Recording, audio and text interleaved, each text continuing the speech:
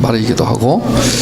근데 하나님이 이 내용을 좀 바꾸게 하셨어요. 설교 내용을 바꾸게 하셨습니다. 사실은 그 한국에서 저는 다음 세대 사역을 하기 때문에 다음 세대들이 어떻게 건강하게 살 것인가에 늘 마음을 주시고, 저는 원래는 아프리카 선교사를 가려고 그랬습니다. 제가 74년도에 대학에 들어가자마자 CCC라는 선교단체에 가입을 해가지고 활동을 하면서 아프리카 선교사로 가라는 그 말씀을 들어서 제가 거기 가겠다 그랬는데, 돌아가신 하영조 목사님이 저를 온누리 교회로 이렇게 오라고 하면서 제 인생이 또 바뀌어가지고 온누리 교회에 가서 청년들을 지도하다가 이 사역을 이제 하게 됐어요. 아프리카 선교가 아니라 완전히 방향이 바뀌어서 다음 세대라고 하는 N세대라고 하는 새로운 사역을 하게 됐습니다.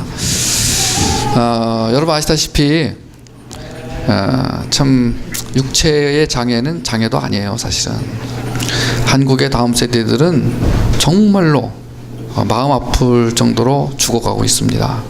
그래서 이 세대를 어떻게 일으킬 것인가. 유럽을 가보시면 알겠지만 유럽 교회는 교회당만 있고 신자들은 다 감소했습니다. 유럽 교회는 죽었죠. 미국의 많은 교회들도 지금 로컬 처치들은 노인들만 남는 교회로 바뀌어가고 있습니다. 뉴질랜드, 호주도 가보니까 백인 교회들은 이제 거의 이제 잘 되지가 않습니다. 한국도 그렇습니다. 한국도 교회 가보면은 머리가 허연 분들만 남아 계세요. 젊은이들은 다 떠나고. 이제는 교회 안 나가는 그 집의 아이들이 아니라 교회 나가는 집 아이들이 교회를 안 나와요. 그리고 교회 나가는 잘 나가던 아이들도 유학 오면은 반 이상이 교회를 안 나갑니다. 고등학생까지는 교회를 나가는데 대학에 들어가면 교회를 떠납니다. 지금 한국의 대학생들한테 설문조사 했더니 3% 정도만이 나는 크리스찬이다 이렇게 대답을 했습니다.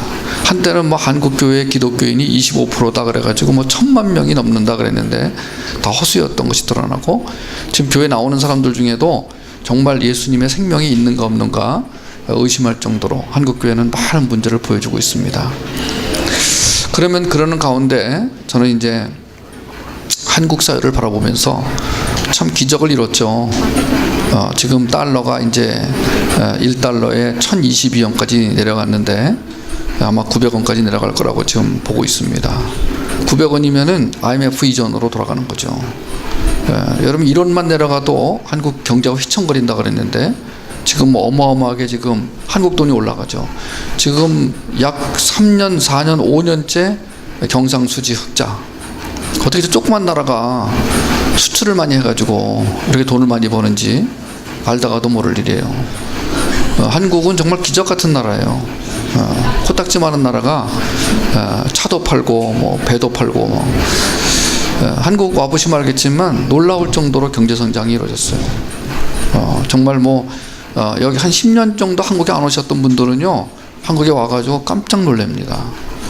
겉으로는 이렇게 화려해졌어요.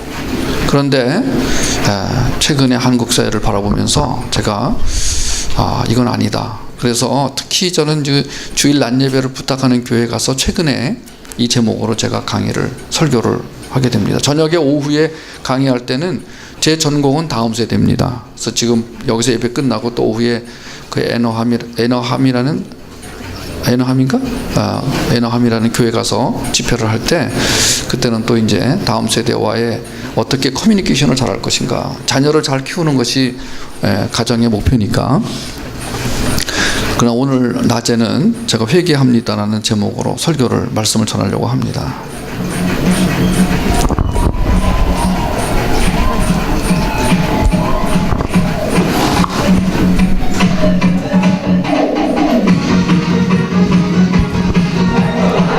제가 오늘 시간이 많지 않아 가지고, 저에게 주어진 시간이 많지 않아 가지고 자세하게 말을 드릴 수는 없습니다.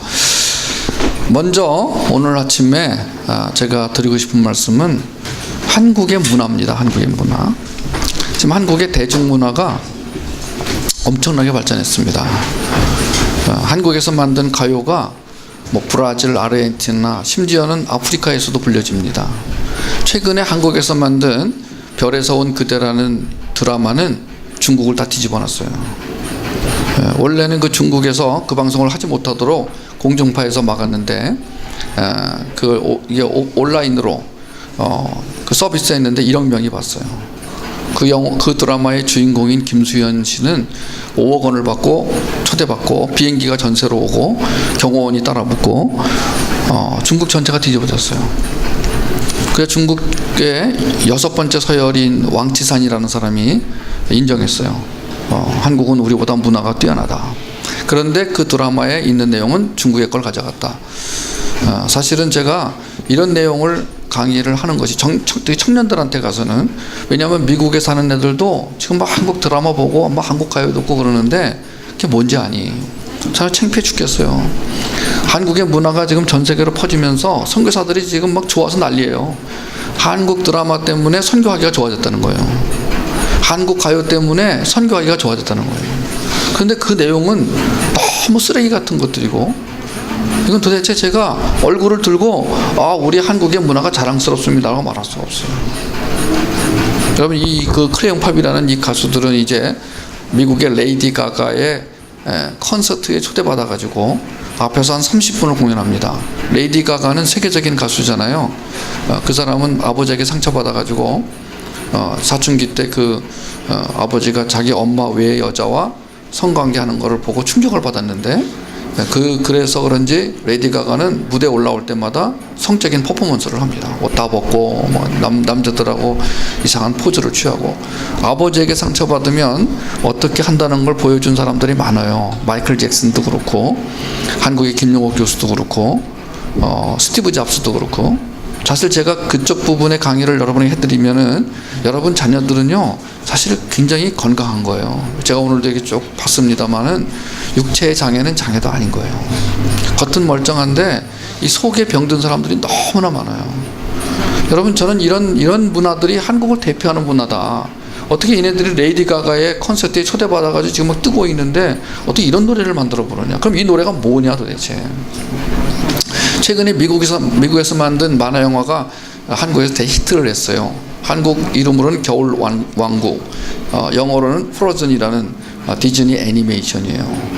거기에 엘사라는 주인공이 부른 레리코라는 노래는 지금 뭐 한국 애들은 뭐 목사 아들이나 선교사 딸이나 뭐 다들 부르고 다녀요. 근데 그 부모들이 그게 뭔지, 그게 좋은 건지 나쁜 건지, 한국 사람들은 음식에 대해서는 참 구별을 잘해요. 뭐 살찐다, 뭐 소금 많이 먹지 마라, 뭐 조미료 치면 안 된다, 뭐 패스트푸드 먹이지 말자, 뭐 콜라를 먹으면 안 된다. 음식에 대해서는 참 말을 많이 해요. 한국에 오시면은요, 텔레비전 켜면은 하루에 반 이상은 먹는 얘기들이에요. 한국 사람들은 먹는 얘기 빼고는 남는 게 없어요. 그런데 그렇게 음식에 관심을 많은데 왜 자녀들의 문화에 대해서는 관심이 없는 것입니까? 자기의 자녀들의 정신을 병들게 하는 문화에 대해서는 왜 말을 하지 않습니까? 그런데 검찰은 제국 아동 학대 사건과 관련해 숨진 김양의 아버지 김모 씨의 집을 전격 압수수색했습니다. 이 김양이 병원에서 사망 판정을 받았을 당시 아버지랑 작자는 옆에 앉아 스마트폰 게임에 몰두하고 있었다는 증언도 추가로 나왔습니다. 금수만도 못한 놈이란 말은 이럴 때 쓰는 거겠죠. 여러분, 또 하나는 가정이 무너지는 것입니다. 한국의 가정이 급격히 무너집니다.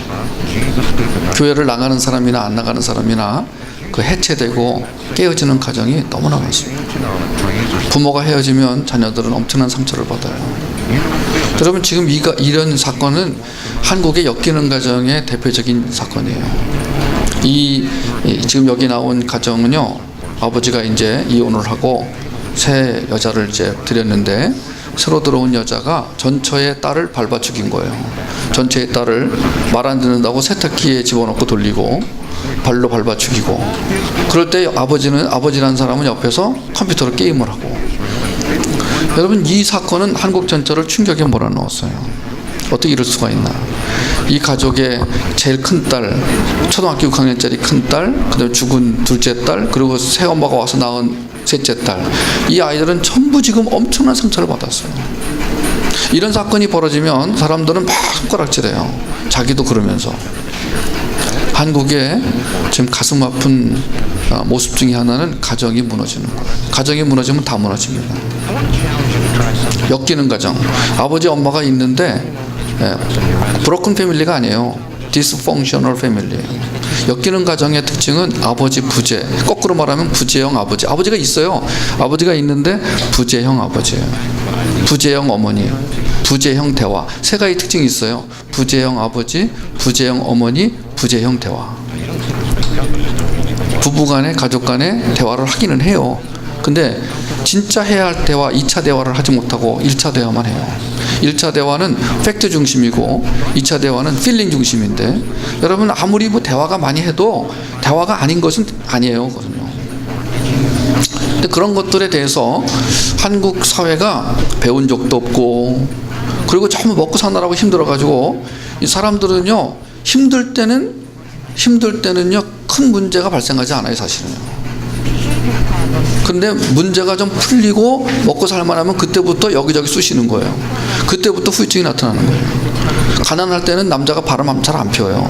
어떻게 먹고 살 것도 없는데 바람을 피워요. 그런데 좀 먹고 살만하면 남자들이 바람 피워요. 술 소비량이 늘어나요. 여러 가지 사회 문제가 발생해요. 여러분 지금 마치 살이 쪄가지고 고혈압, 당뇨병 걸린 사회처럼 한국이 이렇게 되어가고 있어요. 어떻게 서울, 강남, 서울은 강북과 강남이 차이가 많아요. 한강을 가운데 두고 어떻게 지금 저렇게 강남에 있는 엄마들이 저런 가구를 사다가 아들에게 이렇게 말합니다. 아들아, 네가 좋은 대학 가기 위해서는 친구하고 만나는 것도 좀 자제하고 컴퓨터 게임도 하지 말고 그리고 공부를 해야 된다. 네가 대학 갈 때까지만 자유를 유보해라. 네 스스로 안 되니까 여기 들어가서 공부해라. 밖에서 문을 닫아버려요. 어떤 엄마는 아예 소변 보는 통까지 주고 문을 잠가버려요. 여러분 왜 그런지 아세요? 좋은 대학 가게 하려고. 나는 미국 대통령 오바마가 틈만 나면 한국 교육을 본받자고 그러는데 뭘 본받자고 하는 것인지 저는 잘 알아요. 아마 미국의 애들이 좀 공부 잘 안 하나 봐요. 너무 공부를 안 하니까 중도 포기자도 많고 그러니까 아마 그래서 한국의 그 교육열을 본받자 그러는 것 같아요. 여러분 어떻게 학교에 급훈으로 이런 걸 해요? 선생님이 갖다 걸어놓은 거예요. 한국에서는 대학도 못 나온 사람은 인간도 아니고요. 지방대 나온 사람은요 그냥 취직도 못해요. 여러분 이런 나라가 정상이에요? 그리고 이건 뭐 저건 미국 상황이지만 얼마 전에도 제가 부산에 강의하러 갔다가 밥을 먹으러 갔는데요. 옆에 가족이 오더라고요. 엄마, 아빠, 두 딸 오는데 딸이 큰애들이에요. 근데 딱 자리에 앉자마자 음식 주문을 하더니요. 아버지가 스마트폰을 꺼내요.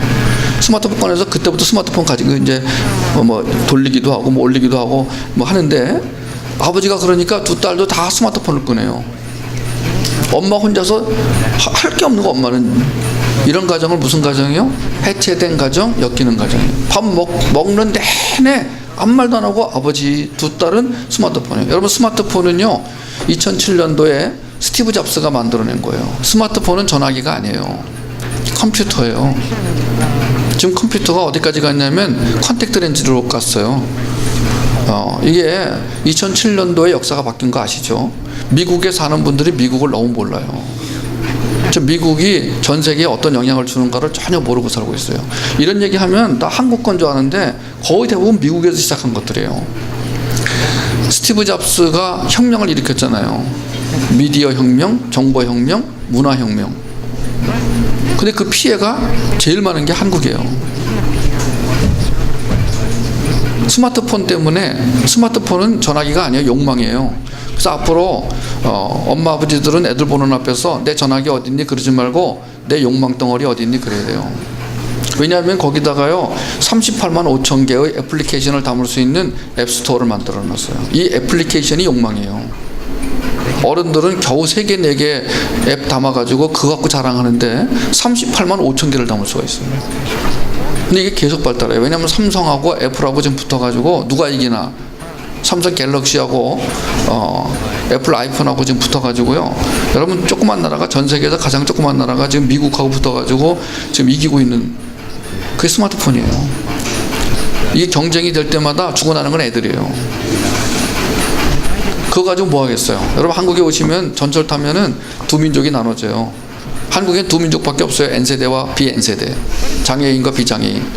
둘밖에 없어요. 이제는 뭐 청소년, 어린이, 10대 이런 말 쓸 필요가 없어요. 청소년은 다 없어졌고 10대는 아무 의미가 없어요. 이제는 옛날에 10대 애들이 지금 유치원생까지 내려왔어요. 엄마들이 툭 하면 스마트폰 줘야 돼요. 2살짜리, 3살짜리 애가 스마트폰으로 손 돌리면서 스마트폰을 가지고 게임을 해요. 어려서부터. 이제는 그게 이제 웨어러블 컴퓨터라고 그래가지고 이제는 있는 컴퓨터가 나와요. 이제 앞으로는요, 여기다가 바코드처럼 컴퓨터를 손에다 집어넣어요. 지금 구글에서는요, 그 컨택트 렌즈에 칩을 넣어가지고 렌즈를 끼면은 24시간 자기의 생체 리듬을 체크해가지고 주치의한테 보내요.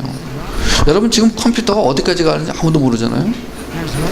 자식의 장애가 심해가지고 그 장애에만 신경 쓰는 그 자체가 축복인 줄 아세요. 지금 겉은 멀쩡한데 이 아이들이 절제가 안 되고 완전히 지금 사람을 잡아 죽이는 문화 속에 들어가서 문화와 사상에 오염되고 있는 것이든 아무도 신경 안 써요. 육신의 장애는 그래도 많은 분들이 그 장애를 보고 기도해주고 걱정해주고 동참해주고 여러분 축복이에요. 그리고 나서 한국 사회를 뒤집어 놓은 세월호 사건. 와, 충격입니다.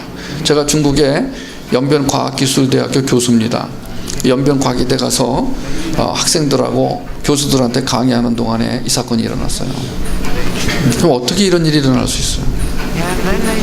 저는 근데 이게요, 축복이라고 생각해요. 왜냐하면 하나님은 은혜를 주실 때 그 폭로시켜 놓고 은혜를 주세요.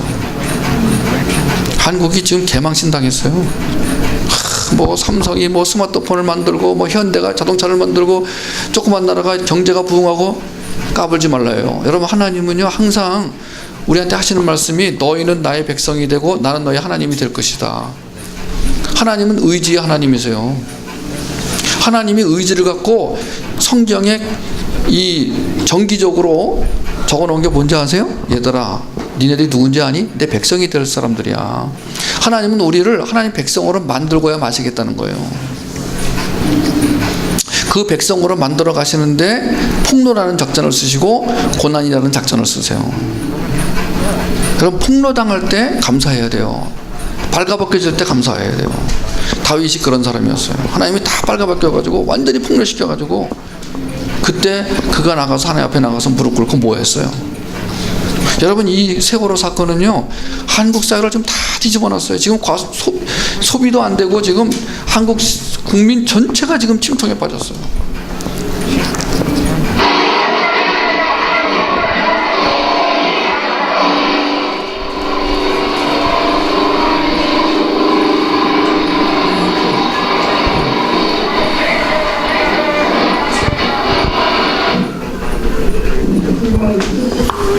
이 나라의 것을 죽일 수 없고 우리 아들이 성공하고 싶습니다.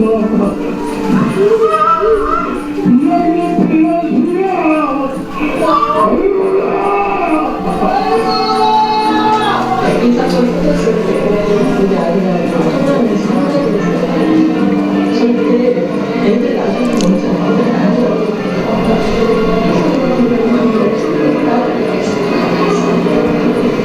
사실 올해 부인이 있기 때문에 그래서 시계를 어떤 생각하고 왜 책임지고든 그 대응사 쪽에 그게 살아계시면서 그게 학생들이 중심에 주의 되시는 될 분이 먼저 이렇게 가시니 가슴 많이 아프고 힘듭니다.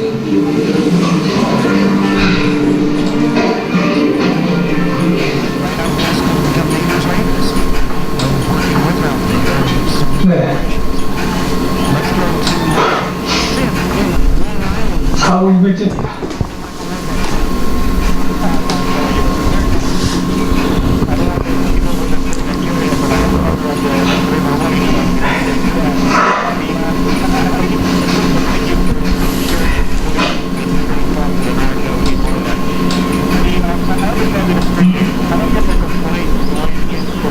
세월호 사고 가족들은 아이의 시신을 찾아 검사 절차를 마치면 안산으로 가는 고급차를 뒤따라가야 하는데 마땅한 차편이 없습니다. 그럴 때 어디선가 착한 다람쥐 택시가 나타납니다. 안산저 개인식이나 10여 명인데 안산과 목포로 가는 데만 기름값과 고속도로 통행료가 13만 원이지만 자비로 됩니다. 지금 지기사인 내가 당장 가족들을 위해서 해줄 수 있는 건 조금이라도 편하게 안산으로 돌아가게 해주는 것뿐이기 때문입니다.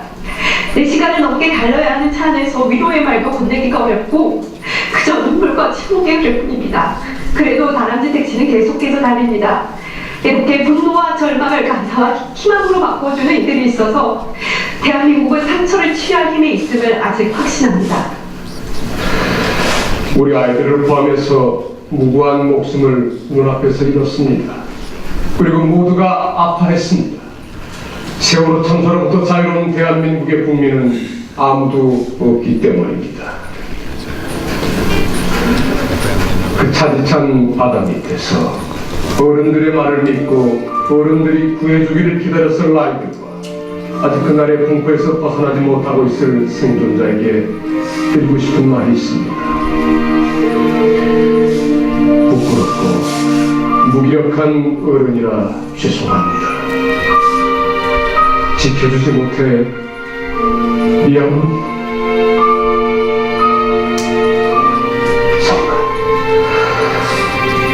고인들의 영복을 빕니다.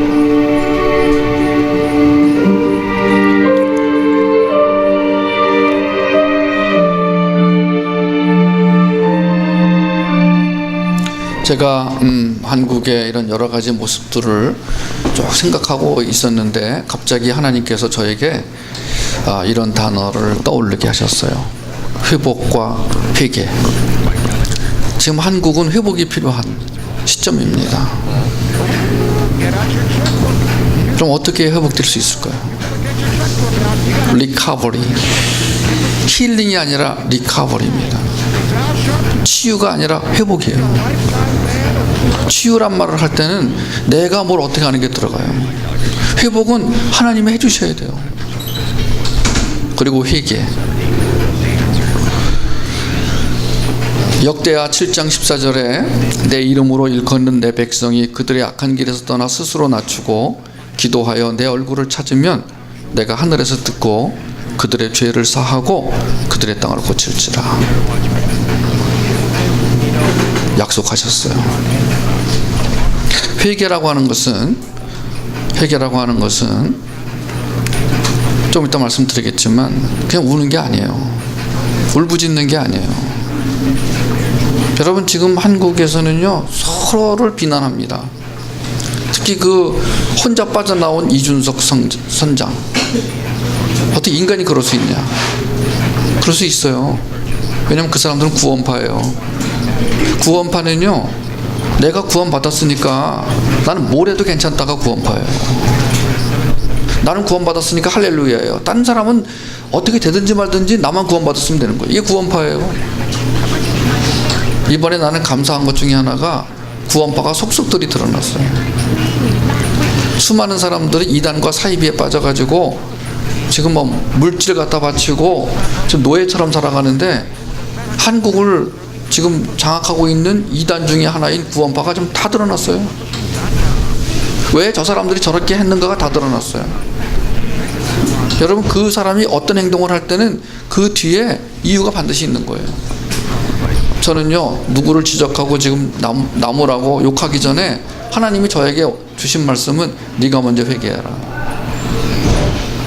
예, 주님 제가 먼저 회개합니다. 회개라는 것은 그 원어의 뜻이 원래 있던 곳으로 움직인다, 돌아온다, 하나님께로 되돌아간다라는 뜻을 가지고 있어요. 원래 회개라는 말의 뜻이 이런 뜻을 가지고 있어요. 회개라는 것은 생각은 물론 태도가 변하는 것인데요. 하나님 나라 삶으로의 전환이에요. 한국 기독교인들은 하나님이라는 말이 많이 안 나와요. 내가. 여러분 바울 신학의 핵심은 나는 죽고 그리스도만이에요. 하나님의 은혜가 임하면 나는 사라져요. 내 생각, 내 마음, 내 뜻, 내 의지, 내 걱정, 내 염려, 내 계획이 사라져요. 여러분 진짜 신앙이 있는 사람과 없는 사람의 특징이 있어요. 얼마나 이 사람이 하나님을 이해하고 하나님을 인식하고 하나님을 의존하느냐의 차이예요. 기독교는 종교가 아니에요. 종교라는 것은 인간이 만들어 놓고 인간이 그 신의 보호 아래서 계획을 짜서 살아가는 거예요. 특히 착하게, 성실하게, 최선을 다해서 남을 도우면서. 그러나 기독교는 그런 종교가 아니에요. 기독교는 종교가 아니라 생명이에요. 인간이 만든 게 아니라 하나님 만드신 거예요. 기독교인은 나의 삶은 없고 하나님만 있는 거예요. 그리고 하나님이 그렇게 만드시겠다는 거예요. 내가 너희를 내 백성으로 만드나 안 만드나 두고 봐라. 나는 너희 하나님이 되고 너는 나의 백성이 될 거야. 백성은 시민이 아니에요. 시민은 시민권이 있어요. 백성은 아무 권리가 없어요. 근데 오늘날 많은 사람들이 특히 교회 안에서조차도 내가 어느 날 다 하나님 발가벗기세요.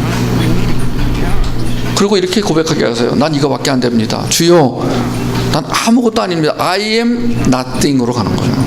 그게 은이에요. I am something이 아니에요. I am nothing이에요. 회개는 하나님이 기뻐하시는 삶을 살기 위해 그리고 그분과의 친밀한 관계를 맺기 위해 하나님의 원하시는 삶의 모습으로 전환하는 게 아니라 전환되는 거예요. Doing life가 아니라 being life예요. 회개의 첫 번째 과정은 자기 처지를 인식하는 겁니다. 예레미야 3장 22절에 보면 하나님의 주되심을 인정하는 것, 3장 23절에 자기 잘못을 인정하는 것, 제가 죄를 지었습니다라고 자백하는 것, 부끄러움을 인정하는 것이라고 예레미야가 기록해놨어요. 회개는 자기 처지를 인식하는 것입니다. 하나님의 영이 있어야 할 자리에 내가 있지 않은지, 문화를 통한 욕망의 성취와 우상 숭배로 인한 쾌락을 대체해놓고 살지는 않는지. 조금 전에도 여학생 하나가 저 방에서 내 앞에 있는데 한 30분 내내 뭘 하나 봤더니 한국의 가수들이 나와서 그 노래하는 걸 계속. 아까도 말했지만 한국의 대중문화는 완전히 철저하게 세상 중심이고 육체 중심이고 쾌락 중심이에요. 전 세계에 흩어져 있는 한국의 이민사회에 자녀들이 한국을 좋아하게 됐어요. 왜냐하면 그런 드라마와 그런 가요를 듣고 한국 오고 싶다는 거예요. 여러분, 우리 아이들에게 지금 문화가 들어가서 이 문화가 아이들의 정신을 잡아버렸는데 어른은 그걸 몰라요. 선교사 아이가 지금 레디코를 부르고 다니고 Do you wanna build snowman이라는 노래를 막 부르고 다니는데 부모는 그게 뭔지, 그게 어디서 나온 것인지 몰라요. 문화는요, 인간의 정신을 잡아요. 정신은 3분설에 의하면은 영과 육 사이에 있잖아요. 혼을 뺏기면 영과 육을 다 뺏기는 거예요. 회개는 세상을 향한 분노보다 더 중요한 게 내 자신이 하나님 앞에서 멀어져 있음을 자각하는 게 회개입니다. 여러분, 기독교에서 말하는 죄는요, 하나님과 분리된 거예요. 내가 죄를 지었다라고 고백할 때 뭘 회개를 해야 되냐면은 거짓말했다, 수근수근거렸다, 탐욕을 했다, 이거 아니에요. 그거는 죄의 결과들이에요. 기독교 성경에서 말하는 죄는 내가 오늘 얼마나 하나님과 멀어져 있는가를 자각하는 게 회개예요. 하나님과 인티머시, 그 친밀감을 내가 얼마나 잃어버렸느냐. 그 인티머시는 세 단계로 이루어져요. 하나님에 대한 이해, 하나님에 대한 인식, 그리고 하나님에 대한 의존. 우리는 24시간 하나님을 의존해야 돼요. 그게 절대 의존이에요. 절대 의존이 안 이루어져요. 예배 드릴 때 그것도 설교자가 하나님에 대해서 말할 때만 잠깐 인식이 돼요. 한국의 기독교 방송이나 극동 방송을 들으면 많은 설교자들이 설교 내내 하나님 아닌 다른 얘기를 해요. 어떤 목사님은 3분의 2가 전부 예화들이에요. 아니에요.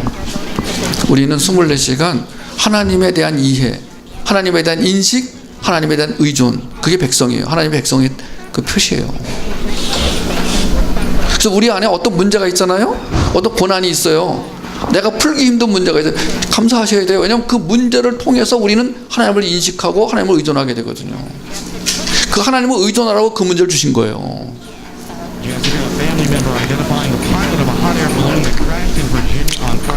회개에는 반드시 마음 아픈 과정이 있습니다. 여러분, 그 고린도 교회를 예를 들어볼게요. 사도 바울이 고린도 교회에 편지를 썼는데 뭐 시간이 없어서 다 이걸 자세히 살펴보지 않겠습니다만은 고린도 교회는요 문제가 많았던 교회예요. 역사상 고린도 교회만큼 문제가 많았던 교회가 없어요. 고린도 교회는 교회라고 하지도 못할 정도로 문제가 많았어요. 특히 성적인 문제까지 있었어요. 그런데 사도 바울은 고린도 교인들에게 편지를 썼습니다. 지금 이거는 세 번째 편지예요. 바울이 첫 번째, 두 번째 편지를 쓰자 고린도 교회 안에 회개가 일어났습니다. 그걸 보고 바울이 쓴 거예요. 내가 그 편지로 여러분 마음을 아프게 했더라도 나는 후회하지 않습니다. 그 편지가 잠시나마 여러분의 마음을 아프게 했다는 걸 알고서 후회하긴 했지만 지금은 기뻐합니다. 그것은 여러분이 아픔을 당했기 때문이 아니라 아픔을 당함으로써 회개에 이르게 되었기 때문입니다. 여러분이 하나님의 뜻에 맞게 아파했으니 결국 여러분은 우리의 뜻으로 말미암아 손해를 본 것은 없습니다. 하나님의 뜻에 맞게 마음 아파하는 것은 회개를 하게 하여 구원에 이르게 함으로 후회할 것이 없습니다. 대한민국 교회는요 설교가 너무 부드러워요. 너무 따뜻해요. 노래를 불러도 당신은 사랑받기 위해 태어난 사람만 불러요. 아니에요. 우린 죽기 위해 태어났어요.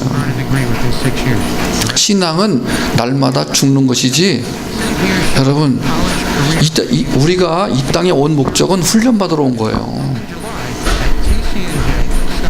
잘 먹고 잘 살러 온 거 아니에요. 지금 삶의 목적을 잃어버리니까 허둥지둥대고 갈팡질팡하는 거예요. 우리 이 땅에서 하나님을 이해하고 인식하고 의존하는 훈련을 하다가 천국에 가는 순간 완전히 그런 존재로 바뀌어버리는 거예요. 근데 사람들은요 예수 이름으로 축복을 받았다는 것이 전부 물질 건강이에요. 물질 아니면 건강이에요. 아니에요. 가난한 것이 은혜예요. 육체가 약한 것이 은혜라니까요. 사도 바울에게 무지무지하게 중한 병이 있었어요. 아무도 모르는 병이에요. 얼마나 아픈지 그 원어에 보면은 가시로 찌른다는 것은 창으로 온몸을 관통하는 거예요. 여러분 아파 보셨어요? 저는 며칠 전에 요로결석이 나타나가지고 제가 지금 세 번째인데, 요로결석이 나타나면요 죽어요. 요로결석은 마약으로도 이게 진통이 안 되는 게 요로결석이에요. 돌멩이가 콩팥에서 만들어져 가지고 요로를 따라 내려오는 거예요. 밖으로 나올 때까지 무지 아파요. 전 세 번째에 지금요.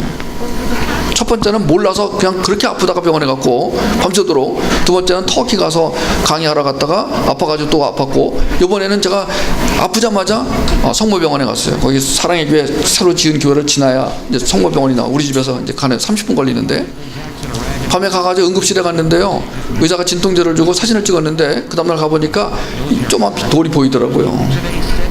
지금도 있어요. 그러니까 지금 간격 진통제를 먹어야 돼. 지금 줘요. 여러분 원래 그거는 지금 빼내야 되는데 의사가 지금 빼내야 되는데 내가 중국하고 미국 간다 그러니까 기가 막혀가지고 아니 어떻게 그러고 가냐. 그래서 뭐 안 된다. 중국에서는 의료시설이 약해서 안 되고 미국 가면 여기 미국 병원에 입원했다가 이건 저는 뭐 재산 다 날라가니까 안 된다. 그랬더니 의사가 그럼 약을 줬어요. 21일치 약을 줄 테니까 이걸 먹고 견뎌라. 여러분 요로결석이요 무지무지 아파요. 어떤 사람은 그 출산할 때보다 더 아프다고 그래요. 바울은요 그 이상 가는 아픔을 평생 지니고 살았어요. 너무나 아파가지고 3번 주님 앞에 나가서 살려주세요. 주님 살려주세요. 여러분 바울은 평생을 주를 위해 살았던 사람이에요. 그거 왜 안 들어줘요? 여러분 어떤 때 보면 하나님이요 너무 하시는 게 있어요. 근데 바울이 그걸 알았어요. 왜 안 들어주시는지. 하나님이 내 은혜가 내게 족하다고 하는 그 말씀에 바울은 순종하고 더 이상 기도하지 않았어요. 여러분 평생 동안 바울이 창으로 온몸을 찌르는 것 같은 아픔을 가지고 살았다니까요. 여러분 한번 통증 환자들은요 차라리 죽는 게 낫다니까요. 어떤 병으로 통증이 오잖아요. 차라리 죽는 게 나은 게 있어요. 근데 왜 그래요? 왜 그런 아픔을 줘요? 그게 하나님을 의존하게 하는 요인이 되기 때문에 축복이라는 거예요. 그게 우리한테 어떤 문제가 있으면요 그 문제를 바라보지 마세요. 그 문제를 주신 하나님의 뜻을 바라보세요.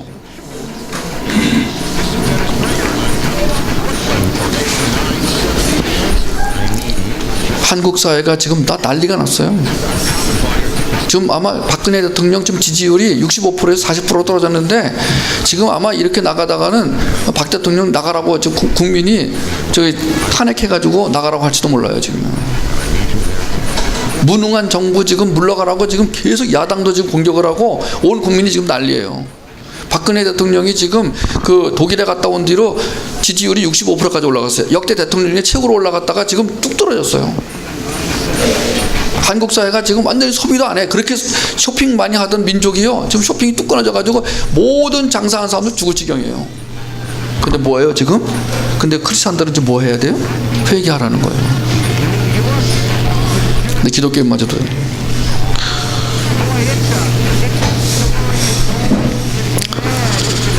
내 이름으로 일컫는 내 백성이 그들의 악한 길에서 떠나 스스로 낮추고 기도하여 내 얼굴을 찾으면 내가 하늘에서 듣고 그들의 죄를 사하고 그들의 땅을 고칠지라. 회개는 너무나 심오해서 사람의 의지와 세계관과 삶의 목적과 목표에까지 영향을 주는 삶의 근본적인 변화를 의미합니다. 이 회개가 있어야 우리가 산다는 거예요. 회개가 일어나는 곳은 딱 한 군데밖에 없어요. 십자가 앞입니다. 십자가는 우리 욕망과 야망이 죽는 곳입니다. 인간으로서의 모든 가능성이 완전히 죽어버리는 곳입니다. 저는 이 땅 위에 기도하지 않았던 것, 이 시대가 어떤 시대인지 제대로 알려고 하지 않았던 죄를 회개합니다. 섬뜩한 문화 속에서 병들어가는 우리 다음 세대의 처지에 대해 무지로 일관했던 것을 회개합니다. 저는 제 문제에만 집착해서 하나님의 역사의 주관자이심을 잊고 살았던 걸 회개합니다. 회개는 하나님이 시작하시고 우리의 반응을 통해 함께 이루어가는 것이라고 정리해 놓았습니다. 그 시작은 그분의 주권에 속하고 우리를 다루실 때 최선의 모습으로 우리를 인도하실 것을 믿는 것이 바로 회개입니다. 회개는 그냥 울고불고 하는 게 아니에요. 회개는 기독교 신앙의 시작이자 끝이에요. 회개가 일어나야 부흥이 일어나요. 한국에서 부흥이 딱 한 번 일어났어요. 평양 대부흥. 산정현 교회에서 선교사들이 먼저 회개했어요. 그러자 그 교회 장로들이 회개하고 그 교회 성도들이 회개하기 시작했어요. 딱 한 번. 미국은 여러 번 부흥이 일어났어요. 미국에서의 부흥은 영적 대각성이라고 불리우는 부흥이에요. 미국의 부흥의 역사는 시카고에 가시면은 위튼 칼리지라고 있는데 위튼 칼리지 안에 있는 거기 그 빌리 그레엄 센터에 가시면은요 거기 쫙 사진으로 해놨습니다. 그리고 끝났어요. 빌리 그레엄이 마지막이고 이제 더 이상 미국에서도 영적 대각성이 일어나지 않습니다. 우리는 지금 한국에서 이렇게 기도합니다. 하나님 한 번만 더 리바이벌 부흥을 허락하여 주시옵소서. 부흥은요 숫자가 많아지는 게 아니에요. 그건 성장이에요. 숫자가 많아지는 것. 부흥은 하나님이 잘라낼 것을 잘라내시고 도려낼 것을 도려내셔서 하나님의 사람으로 만들어 가시는 걸 부흥이라고 해요. 저는 날마다 이렇게 기도합니다. 하나님 우리와 우리 아이들을 불쌍히 여겨 주시옵소서. 한국이 과거보다 훨씬 잘 살게 됐어요. 무지무지 잘 살게 됐어요. 격세지감을 느껴요. 그런데 만신창이에요. 사실은요. 그 한국의 만신창이가 딱 지금 드러난 게 세월호 사건이에요. 까불지 말라 이거예요. 너 그거밖에 안 된다는 거예요. 여러분 이럴 때 우리가 하나님 앞에 나가야 되는데 서로 욕을 하고 서로 막 누가 잘났다 누가 잘못됐다 회개는 그런 게 아니에요. 불신자들은 회개할 수가 없어요. 생명이 없으니까. 만약에 신자들마저 회개 안 한다면 이 땅이 어떻게 되겠어요? 우리 찬양 같이 하고 예배를 마치겠습니다. 소서 주님 나의 마음 선한 것 하나 없습니다. 그러나 내 모든 것 주께 드립니다. 사랑으로 안으시고 열쇠롭게 하소서. 보소서 주님. 다시 나의 마음을 선한 것 하나 없습니다. 선한 것 하나 없습니다. 그러나 내 모든 것 주께 드립니다. 사랑으로 안으시고 날 새롭게 하소서. 주님 마음 내게 주소서. 내 아버지 주님 마음 내게 주소서. 날 향하신 주님의 뜻이 이루어지도록 주님 마음 내게 주소서. 기도하겠습니다. 하나님 아버지, 오늘 우리 사랑하는 우리 미랄 교회 사랑의 집에서 함께 예배를 드리게 해주신 것을 감사합니다. 하나님, 오늘 이 아침에 저희에게 회개에 대해서 말씀해 주셔서 감사합니다. 하나님, 저희 가운데 회개가 일어나기를 소원합니다. 왜냐하면 회개를 통해서 하나님을 깊이 인식할 수 있기 때문이며, 하나님이 하시는 일을 볼 수 있기 때문입니다. 하나님, 그동안 눈이 어두워서 하나님을 인식하지 못하고 내 문제에만 집착했던 것을 이 시간 회개합니다. 하나님, 내 문제에만 집착해서 이 세상을 바로 보지 못했던 것 회개합니다. 나의 문제 때문에 이 땅 위에서 기도하지 않았던 것 회개합니다. 한국을 위해서도 하나님 회개하고 미국을 위해서도 회개합니다. 이 땅 고쳐 주시옵소서. 하나님, 이 땅 고쳐 주시옵소서. 우리 안에 있는 문제를 통하여 그 문제 뒤에 계시는 사랑의 주님을 바라보게 하여 주시옵소서.